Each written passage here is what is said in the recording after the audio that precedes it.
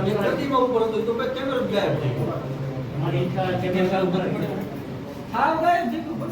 સાહેબ એક વસ્તુ આવી ઘટના બને ત્યારે તમે ચાલુ કરો બરોબર એના પહેલા ચાલુ અમારે જો સાહેબ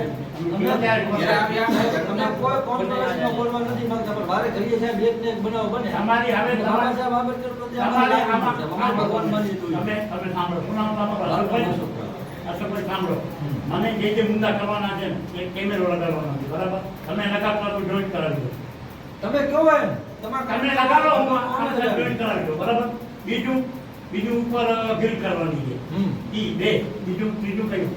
ઈ થઈ જાય ત્રીજા કાઢી પ્રતિમા હાવ ડેમેજ છે બે વાતો નગરપાલિકા કરાવી દે બસ અચો તો તમે પ્રતિમા કાઢી નાખો અમારે કોઈ ના કાઢી ભાઈ તો વારે ઘડીએ સાહેબ આની તમને બે વાતો છે બે વાતો નગરપાલિકા કરાવી દે બરાબર નીલેશભાઈ પ્રતિમા ડેમેજ પડી એનું ડેમેજ કઈ ચશ્મા તૂટી ગયેલ છે અત્યારે તમે હાલી તમે જુઓ પ્રતિમામાં એની વાત કરું છું ભાઈ ઉપર જીગ લાગી જાય ને ડેમેજ વાળું છે એ તમે કરાવી દઈએ બે વસ્તુ આવી છે બે કરાવી દઈએ એકા દિવસમાં થઈ જશે એકા દિવસનો વાર લાગે એમાં તમને સમય આપણો ક્લિયર થઈ જાય મારે એમાં મંજૂરી લેવી પડે કામ આવે આ હવે થોડું ટાઈમ નથી ને કેટલું ટાઈમ એટલું હવે મારે કોઈ બીજી વાર ઘટના બને એના પહેલા થઈ જશે એના પહેલા થઈ જાય હું એની પાછળ પડીશ જે ટાઈમ લિમિટ હશે એમાં પૂરું થઈ જાય આ તમે અત્યારે જ આજે મારું પોલીસને લખીને આપી દીધું પોલીસને લખી આપી દેજો કામ પોલીસનો જે પોલીસ ફરિયાદ કરે તમે પોલીસને ખાલી આપી દો પોલીસને અમે સમજી લઈશું ના લખી દીધી પોલીસને ફરિયાદ કરે તમે આજે લખી આ તો બનાવ બને પોલીસ આવે એટલે પોલીસને લખવાનો ન હોય પોલીસની જવાબદારી સારી ફરિયાદ કરવાની જવાબદારી કોઈ સમજતું નથી તો વાત છે તમે તમારી પોલીસ આવી ગઈ? પોલીસ નથી એમ સમજતા નહીં ભાઈ અશોકભાઈ પોલીસ આવી ગઈ પોલીસ આવી હતી જોઈ ગયા કેમેરા બંધ છે શું કરવાનું ના કેમેરા બંધ છે પણ આ શું બનાવ બન્યો શું કર્યું એ તો તમે લખીને આપો એટલે કરશે કઈ બરાબર હું લખી આપું આજે અત્યારે પોલીસ સ્ટેશને પહેલા ગયો તો પછી તમારા કને આવ્યો હું પોલીસને આજે લખી આપી દઉં આજે લખીને આપી દો પોલીસને અમે જોઈ લીધું તમે કઈ મને લેખિતમાં આપો આજે આયા છો આપી દીધી લેખિતમાં તમને તમે પહેલા આજે આયા છો એના આજે તો આજે લેખિત આજે આપો મને એના સંદર્ભમાં જ મને પીઆઈને કેવા થાય હા હમણાં જ આપી કે અત્યારે આયા છો ને આ વસ્તુ બની છે તાત્કાલિક શું કહી શકું ને પીઆઈને કે આ તાત્કાલિક ધરપકડ કરો આ લોકો આયા હતા અમને દઈ ગયા છે બરાબર ને ભાઈ હમણાં જ લખું બસ લેટો પર ભાઈ હા બરાબર આપો કેટલા સમય પહેલા અમે તમે ખ્યાલ રાખજો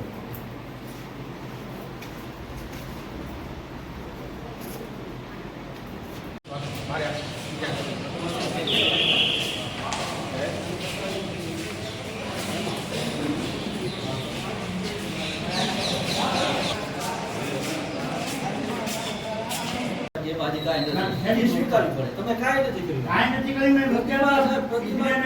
બધું કર્યું પણ તમે ભેગા થઈને કાંઈ કહીને કીધું મને ભૂલી ગયું તમે અમને કીધું કે અત્યારે પ્રતિમા બદલી શકે એવી સ્થિતિ નથી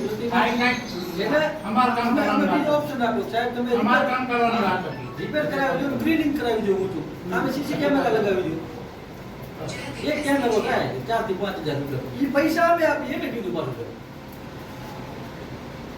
ના તો પ્રતિમા તમારા તરફથી રિપેર થઈ ના તો ગ્રીન નું કામ અને તમે જો કહેતા હો કે આપણે કેમેરો લગાવી દો કોણ કોઈ રોકશે નહીં તમને ત્યાં સાહેબ અમે તમારા કેમેરો લગાવી દી તો તમે કોઈ કને એનું આમ અહીંયા નગરપાલિકામાં અથવા આજુબાજુ દુકાનવાળા તમે કહો કે ફૂટેજ એમના કેમેરા જોડે કનેક્ટ કરે એ અમારા કહેવાથી ન કરે કનેક્ટ કરાવી દેશો અમારા આના સાથે ત્યારે એ તમને કીધું તમે કેમેરા લગાવી દો અને કરાવી દઈશું બસ આ કેમેરા અમે લગાવી દીધું આ 100% કરાવી દો મારા નગરપાલિકા સાથે અત્યારે આ જો આમાં કાર્યવાહી થાય છે આમાં પોલીસને લખું છું પોલીસ ફરિયાદ કરી જે કોઈ આપે પકડાવી બસ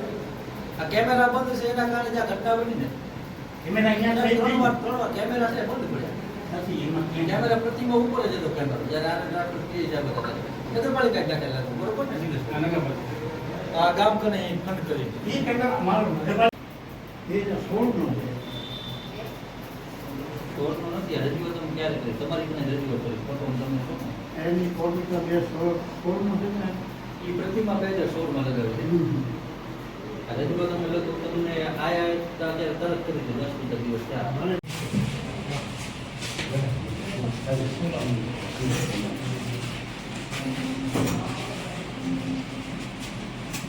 निकाल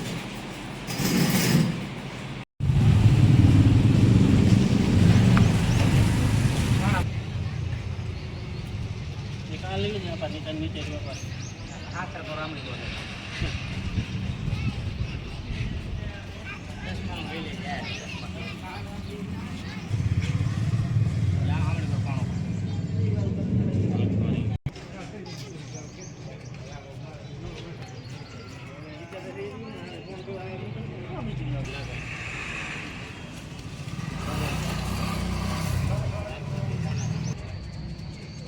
मुर्जिन फोन करे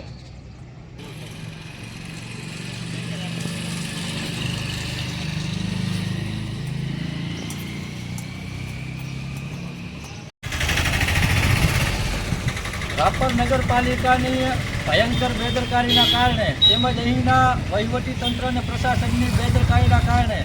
આજે ન્યાય કોર્ટ બહાર બાબા સાહેબ આંબેડકરની જે પ્રતિમા છે એમાં ફરીથી કોઈ અસામાજિક તત્વો કાંકરી ચારો કરી ગયો છે. અગાઉ પણ આ પ્રતિમાના કોઈક ચશ્મા ડેમેજ કરી ગયું હતું તેની રજૂઆત રાપર નગરપાલિકા તેમજ સ્થાનિક પોલીસ સ્ટેશને કરી હતી કે આ પ્રતિમાને સુરક્ષિત રાખવામાં આવે અને ફરતે ગ્રીલ ગોઠવવામાં આવે અને સામેની સાઈડમાં સીસીટીવી કેમેરા ગોઠવવામાં આવે. પણ અહીંના વહીવટી તંત્રની બેદરકારીના કારણે જો કોઈ એમાં ધ્યાન ન દીધું એના કારણે 15 દિવસ પહેલાં પણ આ પ્રતિમાના પ્લેટફોર્મમાં કોઈ ગાડી મારીને નુકસાન પહોંચાડી ગયું હતું. ને આજે બપોરે 3:30 વાગ્યાના અરસામાં કોઈ અસામાજિક તત્વો આ પ્રતિમામાં પથ્થરમારો કરી ગયું છે. હાલે પણ અમે નગરપાલિકા અને રાપર પોલીસ સ્ટેશન બંને જગ્યાએ રજૂઆત કરી છે અને 48 કલાકનો સમય આપીએ છીએ કે જે પણ આની અંદર કોઈ ચેનચાળો કરી ગયો છે એની તાત્કાલિક ધોરણે 48 કલાકની અંદરમાં આની તપાસ કરીને ધરપકડ થાય અને જો 48 કલાકમાં આમ નહીં થાય તો પછી કાયદો વ્યવસ્થા ના જળવાય તો એની તમામ જવાબદારી વહીવટી તંત્રની રહેશે. અને જે પ્રતિમાને વારે ઘડીએ આવા ચેનચાળા કરે છે એવા હરામખોર તત્વોને પણ અહીંયાથી હું કહેવા માંગુ છું કે આ તાલુકાની અંદરમાં હજારો આંબેડકરવાદીઓ છે. જો તમને ખરેખર જો કોઈ તકલીફ થતી હોય તો અમને મળો, તમારા બાપ 24 કલાક અમે તૈયાર છીએ તમારી સામે. બાકી કોઈ પથ્થરની મૂર્તિને નુકસાન પહોંચાડીને તમે એના વિચારોને નહીં મારી શકો. તમારે જો ખરેખર પ્રોબ્લેમ હોય તો અમે અહીંયા કને 24 કલાક તમારી સેવામાં ઉપસ્થિત છીએ. આવા તમામ હરામખોરોને ખાસ હું જણાવવા માંગુ છું અને અહીંનું વહીવટી તંત્ર પણ એ ચોક્કસપણે ગંભીરતાપૂર્વક હવે આ બાબતને ધ્યાનમાં લઈ અને 48 કલાકની અંદરમાં આવા કોઈ લુખ્ખા તત્વો છે એની ધરપકડ કરે, નહીંતર ગામની અંદરમાં કાયદો વ્યવસ્થા નહીં જળવાય. આવી હું ચોખ્ખી અને ખુલ્લી ચેતવણી સમજો તો ચેતવણી, ધમકી સમજો તો ધમકી અને અમારી લાગણી સમજો તો લાગણી. પણ 48 કલાકની અંદરમાં જો આનો કોઈ નિકાલ નહીં આવે તો આખા ગામની અંદરમાં કાયદો વ્યવસ્થા નહીં જળવાય. અહીંયાથી અમે જાહેરાત કરીએ છીએ.